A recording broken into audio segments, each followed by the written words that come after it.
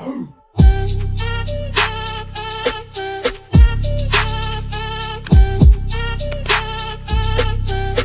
YouTube, welcome back to my YouTube channel. It's your girl Darieny, and if you're new here, bienvenidos. Today's video is a video that is near and dear to my heart. Well, all my videos are, but this is a Hispanic video.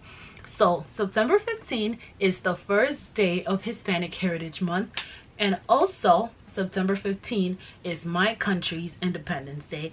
As you guys know, I am from Guatemala. I mean, hence this shirt. Anyway, one of the things that I get asked about is, what do I like about being Hispanic or being a Latina? And listen, there is no one answer for that question. One thing that I love about being a Latina is the food, the music, the language, my people. Like, I just love being a Latina. I just love it. And one thing about me, I'm just a unicorn, you know. I'm a Latina, but I am an Afro-Latina, I am a Garifuna, so it's like I have all these layers to me, which I also love. But that is not why we are here. We are here today because today I am going to be sharing with you guys some of the slang words that I have learned living in New York City. One of my most popular videos is actually me teaching you guys some of the Guatemalan slang, and you guys loved it. So I said to myself, you know what, it's Hispanic Heritage Month, why not share the slang words that I have learned living in New York City. When I actually moved to New York City, I thought that all Hispanics spoke, you know, our traditional Spanish, but just like Guatemala has its slang words, also other countries have slang words as well. And when I first moved here, I was going to a school in the Bronx, and I was surrounded by a lot of Dominicans and a lot of Puerto Ricans. So a lot of the words that I'm going to be using today are mainly Puerto Rican and Dominican. Over time, I learned some slang from other countries, but mainly the slang words that I'm used to is, you know, the Caribbean Hispanic slangs, which is Puerto Rico, DR, and also Cuba. And just a disclaimer, me sharing this word with you guys, it is not because I am making fun of these words or anything like that. I actually enjoyed learning these slangs. A lot of these slangs were actually learned by trial and error, because I thought I was being told something, but to them it meant something completely different, and I am a very curious person, so I'm always asking, what does that mean to you? So yeah, so please do not take this video in the wrong way, because it is not meant that way at all. I am just trying to share some of the things that I have learned.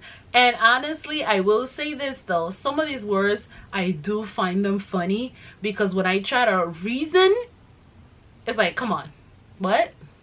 But hey, there are slang words for a reason. So anyway, let's get started with this video. So one of the first words that I learned was que lo que. And this means what's up.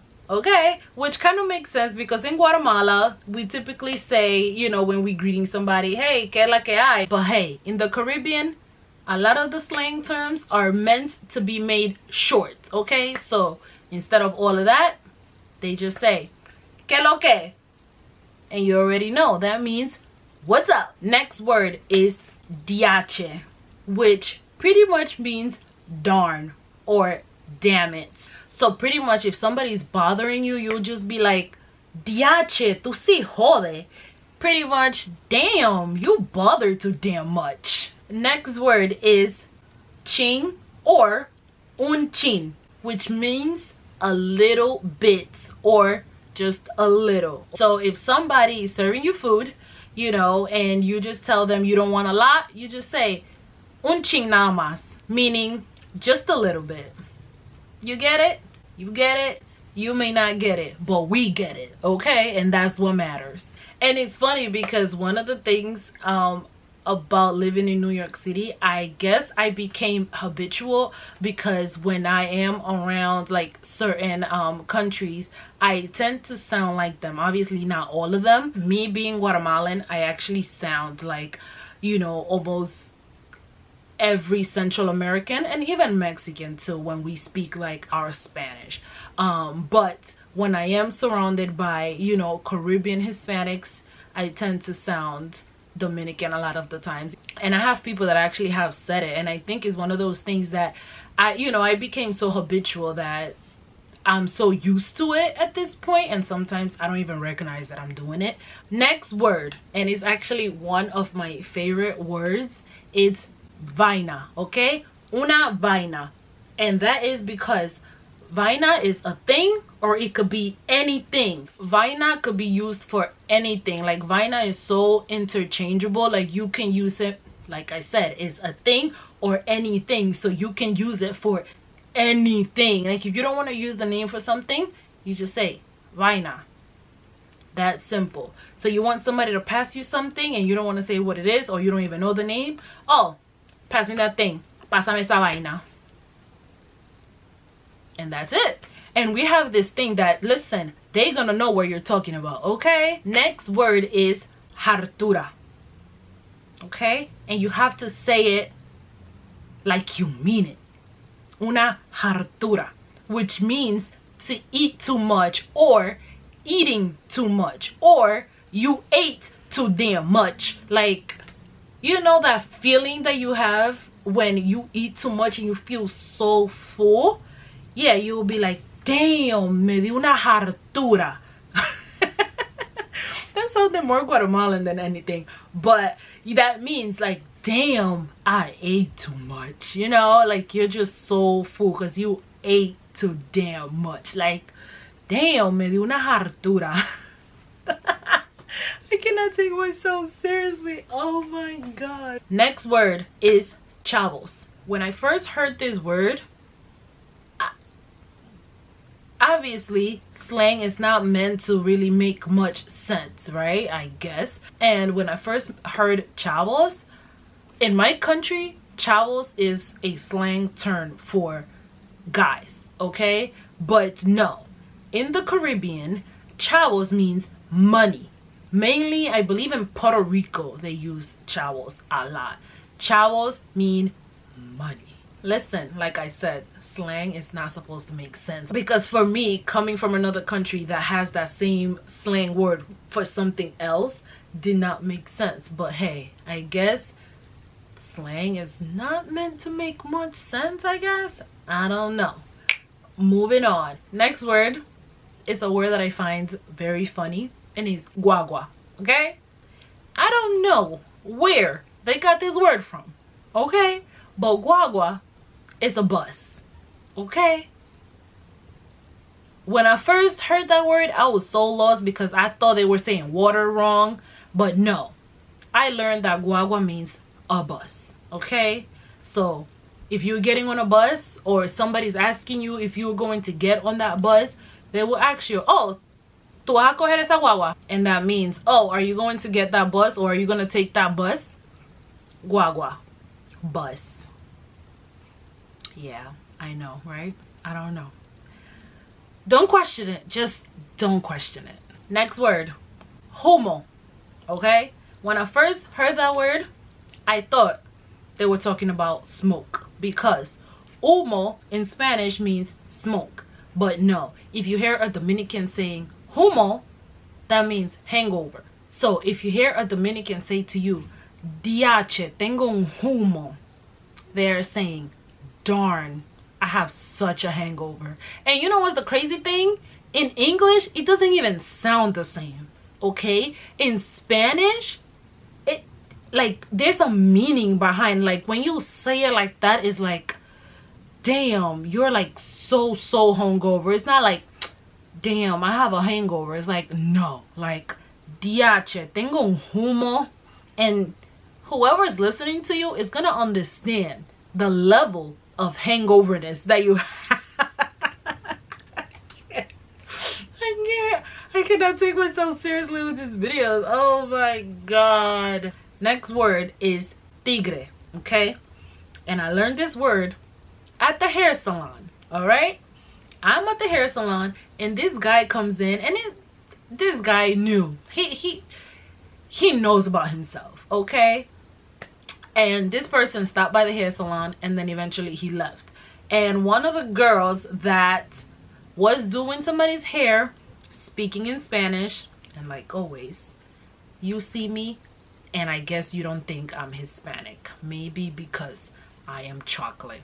And a lot of the times when I go to the hair salon, especially for the first time, they just automatically think that I am African American. And hey, I just go with the flow. It is what it is. But I am able to hear and understand everything that they are saying.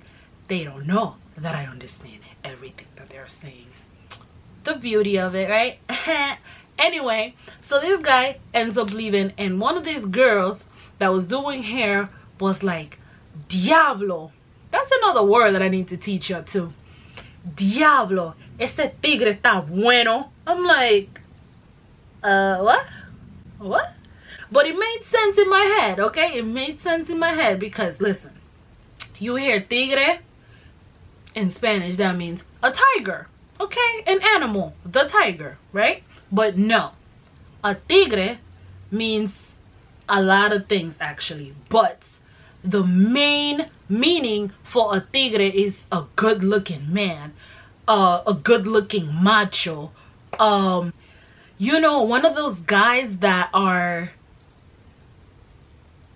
thuggish and they know that they look good, and like, you know, there's a meaning and a feeling behind the word tigre. It's not just a regular person, like, no, it's like it's a good looking man, and the man even knows that he looks good. It's like he's almost like, I don't want to say borderline cocky, but you know, he looks good, so he plays into it, you know. So yeah, un tigre means a good looking man. And when I heard that day, it had to click in my head because she said it with so much passion. She was like, Diablo, ese tigre está bueno. I was like, oh, tigre, oh, the guy. Okay. Next word is guapo or guapa, okay? I'm a girl, so for me, it will be guapa. Here goes another one that in Guatemala or in almost any Hispanic country, guapa means pretty or beautiful, right? No. If you have a Dominican or a Puerto Rican asking you, "Tu ta guapa," they're not asking you if you think you're pretty. No, they're asking you if you're mad. Yeah. Guapa means mad, okay? What? It took me a while. That one took me a while. Because I hear guapa, I'm thinking, oh, you know, it's a compliment. But no, it's not. If they tell you, tu ta guapa, that means you're mad. If they're asking you, si tu estás guapa, they're asking you if you're mad. Yeah.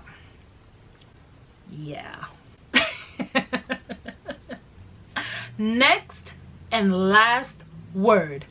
One of the words that I actually used the most often, almost on a daily basis, okay? And that is coño. And one thing that I learned about Caribbean Spanish or Caribbean Spanish slang is not just the word. It's not just the word. It's the passion or the sentiments that comes with it. So, you know, saying coño, you don't just say coño. No, you don't just say it like that. You have to have a passion behind it or an anger behind it. You know, you have to have a sentiment behind it. Why? Because coño means darn it or damn. Or to put it in simple terms, means F-U-C-K. For example, if you're walking and like you trip be like coño. Or if you're walking and you hit your toe on something, oh my gosh, then you're like coño, like, oh, you know, you gotta put the feeling behind it. Oh my gosh, you guys, I am so glad that is the last word, because I cannot take myself seriously right now. I had to like have a water break and continue. So I'm gonna leave this video right here, and I hope you guys enjoy these words, and I hope you guys are familiar with these words. And matter of fact, if you guys have maybe a different meaning that you learned about these terms, comment it down below. And like I said, this video is not meant to make fun of anybody or any country. One of the beauties about being Hispanic is our differences, and honestly, I love those differences. And I actually think that it's very cool that we all have like our own version of Spanish, our own slang, our own food, our own culture, our own music, our own drinks. Listen, there's beauty in all of it, and that's one thing that I love. So yeah, anyway, thank you guys for watching this video. If you enjoyed this video, leave this video a fat thumbs up, comment down below, and don't forget to subscribe to my channel. And I'll see you guys on part 2. Ciao.